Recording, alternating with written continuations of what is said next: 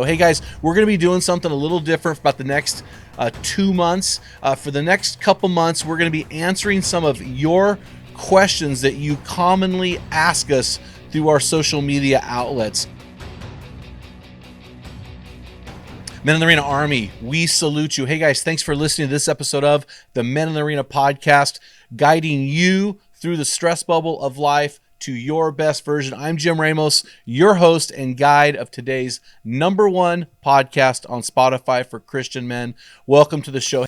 Yeah, the question is from a police officer who also served in the Coast Guard, who's got a real strong propensity to protect others, and they're experiencing burnout.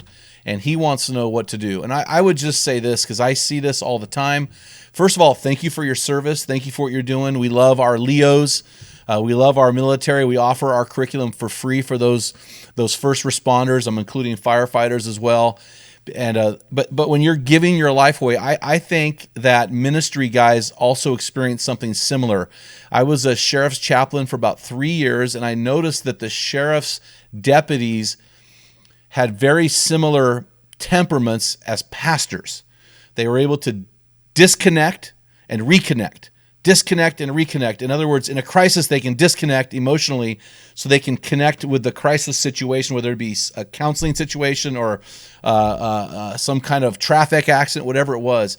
The problem was, I realized that these deputies were very bland. In other words, they didn't have a lot of life outside of their job. A way to fill their tank after they turned the spigot or the switch back on. And so I would say this, and this is what I really believe: you need to have a regular way to fill your tank, whether it's motorcycle riding or golfing or hunting or fishing or pickleball is really popular right now. You need to have a way to fill your tank, because your job is not who you are. Your job is what you do. It is your vocation. You may be a police officer as a vocation, but over here you are a Sunday school teacher. So we don't know, but your job is not who you are. It is not your identity. Your identity is in Jesus. So we always have to go back to Jesus. And as I heard your question, Psalm 23 hit me. My cup overflows. We are to give our lives to others with an overflowing cup. And I've been reading a lot in my own personal life, and we're going to talk about this in several different situations here in the future. Sabbath is so important. You have to take a day off. I hear you. I'm telling you, you're wrong. You can do it. So stop that. Yes, you can. Yes, you can. You can take 24 hours off. You're a policeman. You work for the government. Come on. You know you can. Yes, you can. I'm just going to keep saying yes until you agree. Take full 24 hours off to fill your cup, and take another 24 hours off to keep your house in order. So you got your yard work and all the stuff that has to go with that if you're a homeowner. And you have to fill your cup by doing the things that bring you joy, by doing them with the people that bring you joy, by worshiping God, by contemplating, meditating on the good things that God brings. There's so much to Sabbath. You have to practice regular Sabbath. Am I being religious? Yes, I am being religious about Sabbath, because Jesus said that God created Sabbath for man. Man is not created for the Sabbath. And there's a reason why God modeled that in Genesis. You need to find an area, a place in your life, a space where you can fill your tank. And that's what I would say to all of you out there who are givers. I'm a giver. I've been given in ministry for 35 years, and I have found sometimes when I'm stressed out, my wife will go, you know what? You need to go kill something. Get out of the house and go shoot something, because she realizes that is a way that fills my tank. I had a barbecue this week, and I invited some friends over for a barbecue because that fills my tank, to sit there over an open fire and to cook things I've harvested and to share them with my friends. It just fills my tank. So what are the things that fill your tank? If you're giving more than you're getting, you're screwed. That's what I have to say on that topic.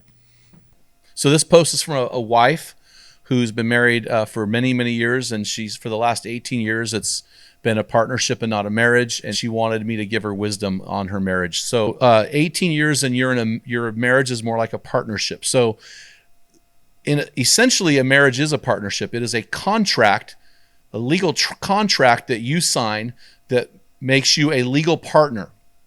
I hate the word partnership. I think the homosexual community is using that phrase to equate God, what God sees as a marriage, with an actual marriage that God recognizes. So I reject the word partnership. I think that is a horrible word. Your husband is your husband. Your wife is your wife. They are unique from anyone else in all of creation. And to call them a business partner or a partner, it lessens that to me. Although a marriage is a partnership. But it is more than a legal contract. It is a covenant. A covenant is where you let it all hang out. I mean, it's a total release. It's complete vulnerability, complete openness, complete trust. So biblical marriage for Christians, in a Christian marriage, it is contractual and it is covenantal. So yes, it is legal, but it is a covenant between you and God and each other that says, I am all in. So I want to start with those two things, and then I'll say this. All relationships, anything in life, has a propensity to unwind. And I think the second law of thermodynamics speaks about that. Every relationship, if it's not nurtured, will decline. Our physical bodies, if they're not nurtured, will decline. Everything that we engage in life, our cars, if they're not nurtured, they will decline. Everything in life has a propensity to degrade, to disintegrate, especially marriages. And I cannot tell you how many marriages I have seen that have fallen apart after 30 years. So the kids leave the house and the marriage falls apart. So experts will tell us, and I agree, that the marriages that are the strongest, that have the most satisfaction, are the ones that have the most similarity. So they're spiritually similar, they're politically similar, they're health similar, they're similar in their values. They have similarities that they lock onto. And when marriages tend to disintegrate to where it's just you sleeping in the same bed but not having regular sex with your spouse, these types of things, it tells me that you have allowed your relationship over the years to deviate from its oneness and from being together as a couple. And so I would say to this woman who's written to me, man, you need to find ways to integrate with your husband. So what hobby? Maybe he's a golfer and you hate golf, or maybe he's a pickleball guy and you hate pickleball. I would say, and I'm saying this to the woman because a woman wrote into me, start enjoying the hobby that your husband's enjoying and get involved in it. I know for me, we just got back from Hawaii. It's our 31st anniversary. When my wife first told me I was going to Hawaii, I had a tantrum because it was during football season and deer season. But I went to Hawaii. I had a great time. We have gone to Hawaii, 24 times at least since then, because I've fallen in love with what Shanna loves. And so I would tell men, love what your wife loves. But because a woman wrote in, I would say to the woman, love what your husband loves. So find a way for you to connect with him. You know, men don't have best friends. They want a best friend. And when men get married, they think that's going to be their wife. So I would say to begin to integrate your hobbies with his. Fall in love with the things that he loves, even if you don't love him at first. That's the first thing I would do. The second thing I would do is, if you're like most women, you tend to default to telling him all of his flaws and faults, and that destroys a man. It's like punching him in the gonads. So I would say begin to build him up, brag about him publicly, let your friends hear about it. And then you say you sleep in the same bed, but you have no lovemaking or whatever. I would say, that's half of that blame is on you. I mean, jump on that guy. I mean, women, I don't think women realize the power that sex has over a man.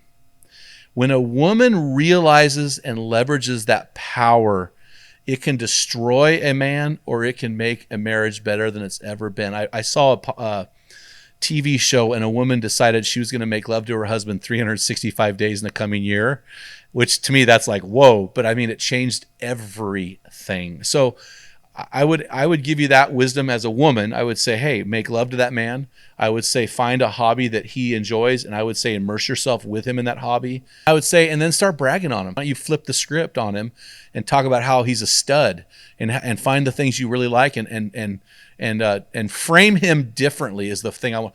Put him in a different frame. You have framed your husband to me as a man who will not make love to you. And I would say you need to reframe that man that you've made a covenant with. Hey, thank you for listening to this episode of the Men in the Arena podcast. At the Men in the Arena podcast, we try to answer any questions that you have, so please keep sending them in. And if this podcast has helped you on your journey to becoming the best version of you, please like, subscribe, and share this link with one of your bros. Until next time, feel the wet sand on the arena floor. Hear the deafening roar of the crowd. Taste the sweetness of victory. Smell the stench of battle. Get in the game. Get dirty. Grind it out. And be a man.